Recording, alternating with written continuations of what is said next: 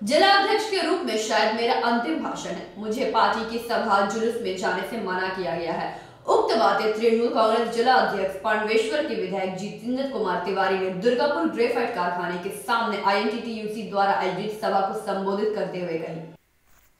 जिलाध्यक्ष के रूप में शायद मेरा अंतिम भाषण है। मुझे पार्टी की सभा जुलूस में जाने से मना किया गया है।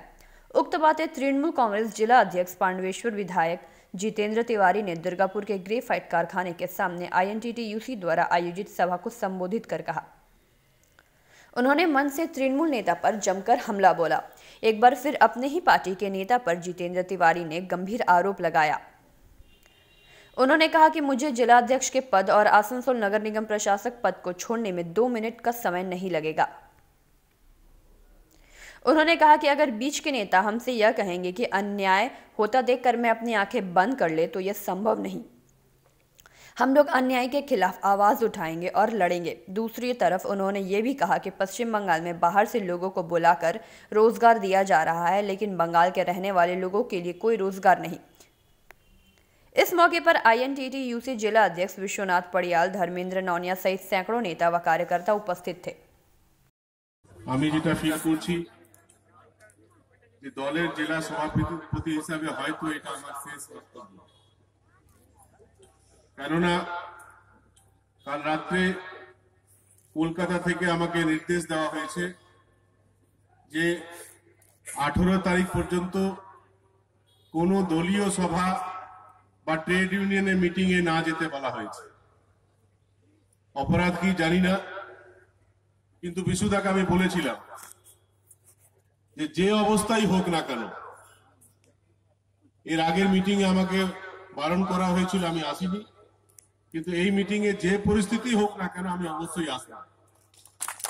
স্বাভাবিকভাবেই আজ এসছি এবং বিকেলের মধ্যে যদি জেলা সভাপতি পদ ছাড়তে হয় আমার 2 মিনিট সময় লাগবে না, আমি ছেড়ে দেব।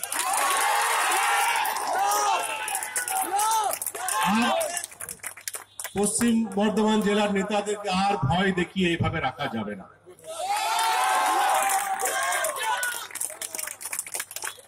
এটা ঠিক যে আমরা বিধায়ক হয়েছি, দলের সমর্থন নিশ্চয়ই ছিল। যদি বাঁচিয়ে রাখতে হয় তাহলে মানুষের কথা বলতে হবে, মানুষের জন্য লড়াই করতে হবে। এই গ্রেফাইটের জন্য জেলা সভাপতি হওয়ার পর অন্তত 20 বার আমাকে আমাদের দলের লোকেরা কথা বলেছে। ধর্মেন্দ্র বারবার লোককে নিয়ে গেছে, আমি আমার ক্ষমতা মতো চেষ্টা করেছিলাম, পারিনি। পরবর্তী ক্ষেত্রে যখন বিশুদাকে INTTUC দায়িত্ব দেওয়া হলো, আমি ভাবলাম ঠিক আছে, একজনকে দায়িত্ব দেওয়া হয়েছে, এবার শ্রমিক সংগঠনের কাজ উনি করবেন। কিন্তু কয়েক মাসের মধ্যে এটা পরিষ্কার হয়ে গেল যে ওই পদ লোক দেখানো পদ, বাইরের লোককে দেখিয়ে দেওয়া হলো, ওইকে ওনাকে দায়িত্ব দেওয়া হয়েছে, আর ভেতর থেকে অন্য সিস্টেম তৈরি করে ওনার কথা চলবে। মানে বাইরের লোকের কাছে তুমি খারাপ হও, লোক বলবে যে ভাই আপনি দায়িত্ব আছেন কেন কাজ করছেন না, আর ভেতরে ভেতরে আপনার চলবে না। দলের সে একই জিনিস আমার, দলের সভাপতি আমি, আর সভাপতিকে মেসেজ করে জানিয়ে দেওয়া হলো 18 তারিখ অব্দি আপনি কোনো মিটিং মিছিল করবেন না। বিজেপি মিটিং মিছিল করবে, CPM মিটিং মিছিল করবে, আর আমি তৃণমূল কংগ্রেসের জেলা সভাপতি 18 তারিখ অব্দি একজন নেতার ইচ্ছা হয়নি বলে আমি মিটিং মিছিল করতে পারবো না। আজও কোথাও শুনেছেন এই ধরনের নির্দেশ? কোথাও শুনেছেন যে কোনো মিটিং মিছিল করবেন না? কেন এই মিটিং আজকে আসার আছে, তাই এইভাবে আমার কাটকে দেওয়া। আমি পরিষ্কার করে বলে দিয়েছিলাম যে না, অবশ্যই দুটো জিনিস আছে, কেড়ে নিতে পারে। এক, জেলা সভাপতি পদ কেড়ে নিতে পারে, মাইন্ড মেকআপ করেই রেখেছি, বলার 1 মিনিটের মধ্যে ছেড়ে দেবো। দ্বিতীয়, আসানসোল কর্পোরেশনের প্রশাসক করে রেখেছেন, সেটাও কেড়ে নিতে পারে, সেটার জন্য মাইন্ড মেকআপ আছে, বলার 1 মিনিটের মধ্যে সে প্রশাসক পদও ছেড়ে দেবে। আমার সেরকম কোনো মোহ নেই। আসানসোলের দুর্গাপুরের মানুষ, তাদেরকে নিয়ে আমরা থাকতে চাই, প্রয়োজন হলে সব ছেড়ে দেবো, কিন্তু মানুষকে আমরা ছাড়বো না, মানুষের সঙ্গেই থাকি। আমরা যে যে জায়গায় আছি অবশ্যই দলের অবদান আছে, অবশ্যই মমতা বন্দ্যোপাধ্যায়ের আশীর্বাদ আছে, কিন্তু তারপরে যদি কারো আশীর্বাদ আছে এই অঞ্চলের মানুষ। তাই এই অঞ্চলের মানুষের কথা আমাদেরকে বলতেই হবে। এই অঞ্চলের মানুষের অধিকার কথা আমরা বলবই বলব। শ্রমিক সংগঠন হবে, আন্দোলন করতে পারবে, শ্রমিক সংগঠন যদি আন্দোলন না করে তাহলে শ্রমিক স্বার্থ রক্ষা হবে কি করে? নতুন ভ্যাকেন্সি হবে? ওই তো অঙ্কিতা বলছিল জামাই পাড়া নাকি নাম দিয়েছে, হ্যাঁ জামাই ইন্ডিয়ান মিন্টের নাম দিয়েছে। তো আমরা তো সুযোগ সুবিধা পাবো না। আমার তো জামাই আসতে এখন 15 বছর লাগবে, অপেক্ষা করবো না।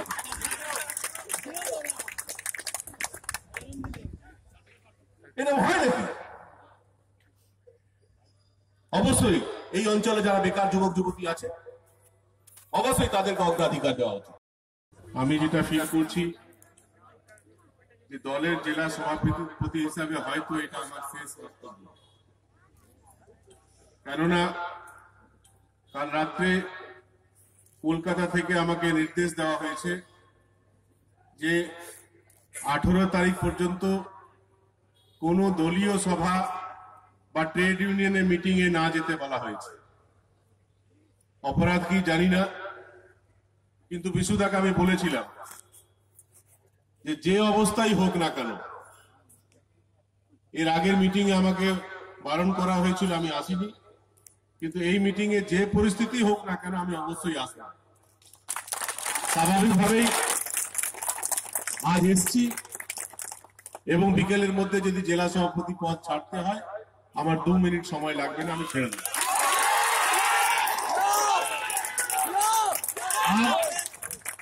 পশ্চিম বর্ধমান জেলার নেতাদেরকে আর ভয় দেখিয়ে এইভাবে রাখা যাবে না।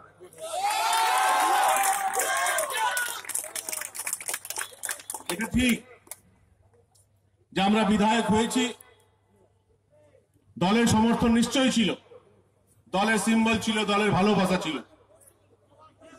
কিন্তু আমাদের ব্যক্তিগত ইমেজ এত খারাপ ছিল না যে মানুষ আমাদেরকে ভোট দিত না। আমরা জিতেছি কিছুটা আমাদের ব্যক্তিগত ইমেজের জন্য আমরা জিতেছি, এবং মানুষের কাছে আমাদের দায়বদ্ধতা আছে।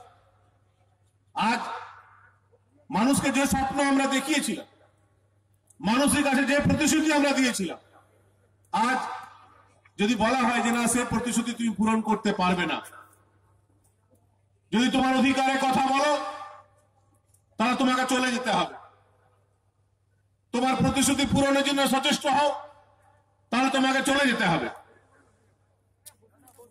ভয়ে ভয়ে ভয়ে কতদিন আর এতদিন? এক না এক সময় তো সিদ্ধান্ত নিতেই হবে যে কি করব। এখন সিদ্ধান্ত নিয়েছি, বললে চলে যাব কিন্তু মানুষের সঙ্গেই থাকবো, মানুষের বাইরে আর থাকতে পারবো। আসানসোল কর্পোরেশনের দায়িত্ব দেওয়া হলো, অক্লান্ত পরিশ্রম করে আসানসোলকে এগিয়ে নিয়ে যাওয়ার চেষ্টা করলাম। আসানসোলের মানুষের চাহিদার মতো আমার মন্ত্রীকে, আমার ডিপার্টমেন্টের মন্ত্রীকে গোপন একটা চিঠি দিলাম। গোপন চিঠি দেওয়ার ফল কি হলো? তিনি সঙ্গে সঙ্গে বলে দিলেন, চিঠি দিয়েছো, তোমার জন্য দরজা খোলা আছে, তুমি বিজেপিতে চলে যাও। চিঠি দিয়েছো, তুমি তো বিজেপির কথা বলছো। আমিও বলতে বাধ্য হই তখন যে আপনি যিনি কলকাতার মিনি পাকিস্তানের কথা বলেছিলেন, যে মিনি পাকিস্তান তৈরি করবে, আপনি আমাকে জ্ঞান দেবেন? আপনাকে দেখে কোনোদিন আমরা দলে আসিনি, আর আপনাকে দেখে দল করিও না। মমতা বন্দ্যোপাধ্যায় ওই ছবিটা আছে, ওনাকে দেখে দল করি। ডাইরেক্টলি পাচ্ছেন না, কাল থেকে বলছেন ও আমার ভাইয়ের মতো। আপনার ভাই হলে তো মুশকিল, আপনি ভাই হলে তো আসানসোল দুর্গাপুরের মধ্যে ভাগ চাইতে শুরু করবেন। ভাই বললে বলে ভাই আমার ভাগটা আমাকে দিন, আমরা দিতে পারি না। আপনাদের স্বভাব, এতদিন আপনি লিডার আছেন, লিডারই থাকুন, ভাই হতে হবে না। কেন ভাই হলে তো বলবেন যে না ভাইদের তো একটা অধিকার থাকে, তাহলে গ্রেফাইটে 25টা লোক আমাকেও দিয়ে দাও ভাই, ওই দরকার নেই।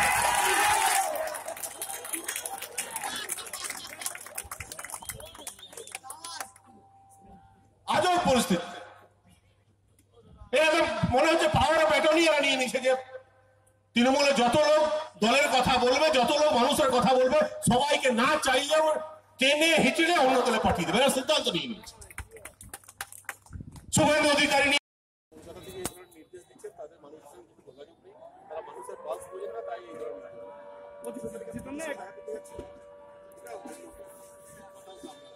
পদক্ষেপকে সমর্থন করলেন। বলছি যে ববি হাকিম আর শুভেন্দু অধিকারী যদি তুলনা করা হয় তাহলে শুভেন্দু অধিকারীর কন্ট্রিবিউশন ববি হাকিমের চেয়ে অনেক বেশি আছে। জিতেন দা, দলীয় সভাপতির পদ থেকে এখন সমস্ত কাজকর্ম থেকে বিরত থাকার নির্দেশ দিয়েছেন, এটা কি কোথাও অপমানজনক মনে হয়েছে আপনার কাছে? দেখুন, এই ধরনের কোনো নির্দেশ দেওয়া হয়নি, কিন্তু হ্যাঁ এই মিটিংয়ে মূলত আমি যেটা বুঝতে পেরেছি যে আজকে মিটিংটায় ওরা আসতে দিতে চাইছিল না, আমাকেও আসতে দিতে চাইনি, বিশুদাকেও চেয়েছিল এই মিটিংটা না হোক। কেউ অনেকে আছে যারা চাইনি যে আজকের মিটিংটা হোক বা চাইনি যে আমরা দুজন মিলে এই মিটিংটা করি। এতদিন পর্যন্ত বিরোধীরা একটা আওয়াজ তুলছিল যে কাটমানির খেলা চলছে তৃণমূল কংগ্রেসে, আজ কার্যত আপনার এবং বিশ্বনাথ পাটিয়ালের গলাতেও কিন্তু শোনা গেল সেই একই কথার পুনরাবৃত্তি। তাহলে কি কোথাও এস্টাবলিশ হলো যে তৃণমূল কংগ্রেস কাটমানির খেলাতেই ব্যস্ত? কয়েকজন ব্যক্তিদের সঙ্গে যুক্ত আছে, আমরা তো এটাই বলছি যে ওই ব্যক্তিদেরকে সরিয়ে দাও, তৃণমূল ইমেজ ক্লিন হয়ে যাবে। মমতা বন্দ্যোপাধ্যায়ের বিরুদ্ধে কোনো এলিগেশন নেই। তৃণমূল কংগ্রেসের কয়েকজন ব্যক্তি তারা খারাপ কাজ করছেন, তারা অনৈতিক কাজ করছেন এবং সে পাপের বোঝা আমাদেরকে বহন করতে হচ্ছে। সেই জন্য তো আমরা চাইছি যে ওই ধরনের ব্যক্তিদেরকে সরিয়ে দাও, যারা ক্লিন ইমেজে প্রচুর মানুষ আছে, যারা মানুষের জন্য কাজ করতে চান, তাদেরকে সামনে রাখুন, তাহলেই দলের ভাবমূর্তি ভালো হবে। আরেকটা প্রশ্ন চলে আসে যে শুভেন্দু অধিকারীর মতো নেতারা যেখানে দলত্যাগী হচ্ছেন, সেখানে মমতা বন্দ্যোপাধ্যায় কিন্তু কখনো দরদ গলানোর জন্য নিজে এগিয়ে আসছেন না। বারংবার আপনার এবং বিশ্বনাথ পাটিয়ালের কণ্ঠ শোনা গেল দিদির প্রতি একটা আবেদন, একটা অনুরোধ। দিদি যদি আপনাদেরকে ডেকে থাকেন তাহলে কি দলের প্রতি আবার আপনারা সেই সদয় ভূমিকা নিয়ে নামবেন মাঠে? আর দিদি নিয়ে কোনো মন্তব্য করার মতো বড় লেভেলের লিডার আমরা নই। দিদি আমাদের সবার মাথার উপরে আছেন, বাংলা সবার মাথার উপরে আছেন, অ্যাকচুয়ালি ওনার নিয়ে মন্তব্য করার মতো জায়গা আমরা নেই। কিন্তু কলকাতার লিডাররা যেটা করছেন, বারে বারে আপনি অভিযোগ তুলেছেন আজ গত 2-3 দিন ধরে কলকাতার নেতারা যা করছেন, বিশ্বনাথ বাবুও তাই বললেন একই কথা। তাহলে কি দিদির কন্ট্রোলে তারা নেই, এমন প্রশ্ন তো উঠতে শুরু হবে। আমরা এটা কেন বলবো যে দিদির কন্ট্রোলে তারা নেই? আমরা তো আমাদের বক্তব্য দিদির কাছেই পৌঁছে দিচ্ছি। আসানসোলে দুর্গাপুরে মানুষ কি চায় সেটা আমার বক্তব্যের মাধ্যমে আপনারা জানতে পেরেছেন, বিশুদাও তাই বলেছেন। আমরা তো দিদির কাছেই এই বক্তব্য তুলে ধরতে চাইছি যে এই অঞ্চলে মানুষ আপনাকে খুব ভালোবাসে এবং আপনার প্রকৃত সৈনিক হিসাবে প্রচুর ছেলেরা আছে যারা কাজ করতে চায়, তাদেরকে সে কাজ করার সুযোগ করে দাও, এটুকু চাইছি। এরপর যদি দলের থেকে কঠিন সিদ্ধান্ত নিতে বলে কিছু, সেই সিদ্ধান্তকে কি মাথা পেতে নেবেন আপনারা? নাম দেখুন, এটা ঠিক যে আমরা দিদির সঙ্গেই থাকতে চাই, দিদিকে আমরা সবাই ভালোবাসি, কিন্তু বিশুদা আমরা দুজনেই বলেছি যে যারা দিদির পরে যারা আছে, যারা এই ধরনের অন্যায়কে সমর্থন করছে, তাদের দলদাস হয়ে যদি থাকতে হয় তাহলে আমরা তাদের দলদাস হয়ে থাকাচ্ছি। আসানসোল দুর্গাপুরের মানুষের সঙ্গে থাকাটা অনেক ভালো। তাহলে কি যদি এরপর দল থেকে আপনাদেরকে বিতাড়িতই করে, যেভাবে আপনারা বললেন যে আশঙ্কার কথা শোনালেন যে বিকালের মধ্যে হয় বিশুর কাছে নয় আমার কাছে এমন কিছু সংবাদ আসবে যেটা দুঃসংবাদ। যেহেতু গতকাল এই ধরনের একটা মেসেজ এসছে আমাকে, ওনাকেও দেওয়া হয়েছে মিটিংটা ক্যান্সেল করে দাও, এটা কার স্বার্থে করা হবে? আমরা তো এখানে শ্রমিকদের স্বার্থে কথা বলছি, উনি তো শ্রমিকদের স্বার্থে লড়াই করছে, বেকার ছেলেরা যেন চাকরি পায় তার জন্য লড়াই করছে। তাহলে এটা থেকে বিরত থাকতে বলা হচ্ছে কেন? যারা বিরত থাকতে বলছে তারা কারা? তাদেরকে এই অধিকারকে দিই, তাদের এই অধিকার আমরা মানি না, তাদের কথা মানি না, তাদেরকে মানবো না, তাদের এই ধরনের কোনো নির্দেশও মানবো না। 18 তারিখ দিদির সাথে আপনার একটা বৈঠকের কথাও বলা হয়েছে, দিদি নাকি নিজে ইচ্ছে প্রকাশ করে। দিদির তো সর্বোপরি দিদি যখন 18 তারিখ 28 তারিখ দিদি রাত 12টায় ডাকলে ওনার দরজার সামনে দাঁড়িয়ে থাকবো, ওটা নিয়ে কোনো বিতর্ক নেই। दुर्गापुर से निमाय दास की रिपोर्ट, PV न्यूज।